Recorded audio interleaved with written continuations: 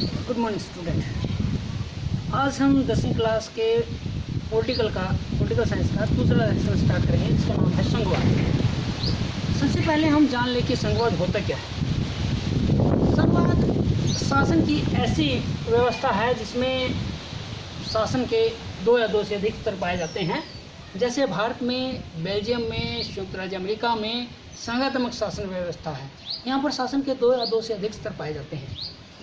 संघवाद में शासन के तीन मुख्य रूप कौन से प्रचलित हैं, ये प्रश्न पूछ लिया जाता है। मुख्य रूप से संघवाद में तीन स्तर प्रचलित हैं शासन के।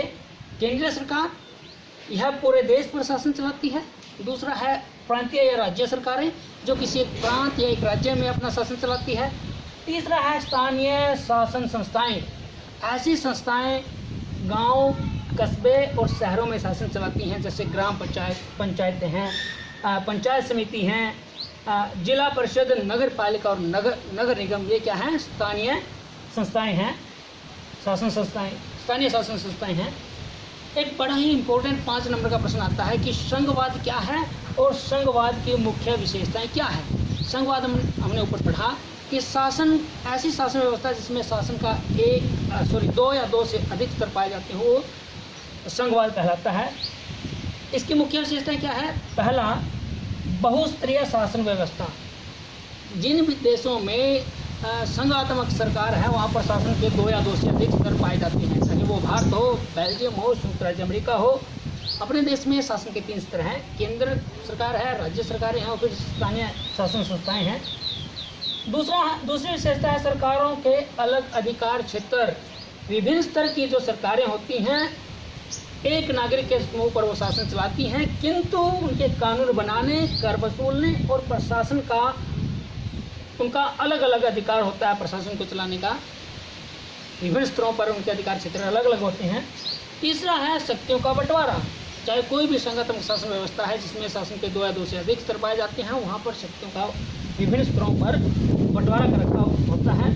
विभिन्न स्तरों पर की सरकारों के अधिकार क्षेत्र संविधान में स्पष्ट रूप से वर्णित होते हैं। और चौथी विशेषता है संविधान संशोधन के प्रावधान। संविधान के मौलिक प्रावधानों को किसी एक स्तर की सरकार अकेले ही नहीं बदल सकती। संविधान में जो भी प्रावधान है, मौलिक प्रावधान है, उनको किसी भी एक स्तर की सरकार है उसमें बदलाव नहीं ला सकती। ऐसे बदलाव दोनों स्तरों की सरकारों की सहमति से ही हो सकते हैं। 5वीं विशेषता है न्यायपालिका की स्वतंत्रता। अदालतों को संविधान और विभिन्न स्तर की सरकारों के अधिकारों की व्याख्या करने का अधिकार है। संघात्मक सरकारों में विभिन्न स्तर की सरकारों के बीच अगर किसी भी बात को लेकर, किसी भी अधिकार को लेकर कोई विवाद होता है, तो उस स्थिति में सर्वोच्च न्यायालय निर्णायक भूमिका निभाता है, महत्वपूर्ण भूमिका निभाता है। लिखित और कठोर संविधान। संघात्मक शासन व्यवस्था वाले देशों में जो संविधान होता है वो लिखित होता है और कठोर होता है। जैसे अपने देश को ही ले लें, इसमें विभिन्न स्तरों पर शक्तियों का बंटवारा कर रखा है। अलग अलग सरकार के अलग अलग अधिकार क्षेत्र हैं। टकराव की स्थिति में न्यायालय महत्वपूर्ण भूमिका निभाता है। लिखित संविधान है और कठोर संविधान है। 7वां, संविधान की सर्वोच्चता। किसी भी संघात्मक शासन व्यवस्था वाले देश में वहाँ का जो संविधान होता है वो सर्वोच्च होता है। संविधान सर्वोच्च होता है। अगर सरकार कोई ऐसा कानून बनाती है जो संवैधानिक प्रावधानों के अनुकूल नहीं है, तो सर्वोच्च न्यायालय न्यायपालिका उसको असंवैधानिक भी घोषित कर सकती है। तो ये मुख्य विशेषताएं हैं।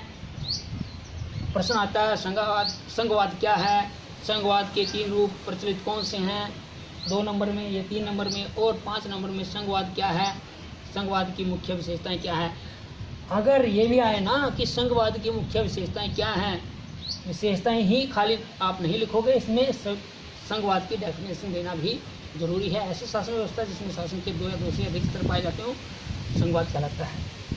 आज के लिए हम इतना ही करेंगे, बाकी करेंगे कल। Thank you.